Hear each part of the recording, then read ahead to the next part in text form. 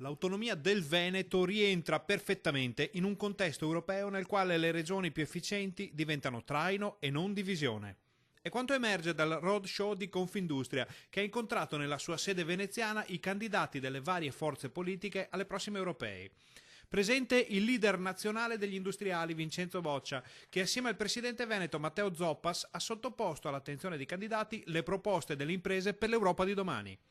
Resta da capire come possano amalgamarsi le visioni europee, europeiste e nazionali dell'associazione di categoria con l'ormai impellente necessità di autonomia del Veneto. La volontà di autonomia deve recuperare efficienza all'interno della regione, non deve costruire nuovi centralismi, mi sembra che questa è la linea di direzione, quindi un'Europa all'interno della quale ci siano regioni che sono più efficienti e che chiaramente governano al meglio ci può essere senza far venir meno la cosiddetta politica di coesione, ma sono elementi che sono compatibili e non antitetici. Resta il fatto che il Veneto, locomotiva del paese, ha bisogno di briglie sciolte e non di legacci, paletti e pastoie, per non parlare del fatto che chi fa impresa vuole in primis uscire dal clima da campagna elettorale nel quale l'Italia vive ormai da mesi.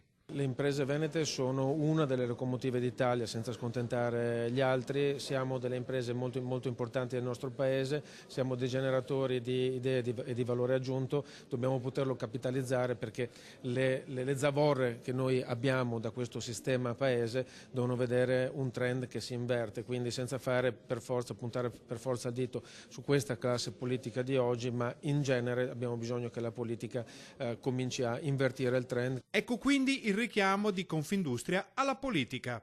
Noi stiamo aspettando che si muova qualcosa, è strano che ci sia un consenso dichiarato politico da parte di tutte le parti, soprattutto in Veneto, ma in qualche modo la cosa è arenata lì. Questo è un esempio di quanto male possa fare una incertezza o una non maggioranza netta di un sistema politico.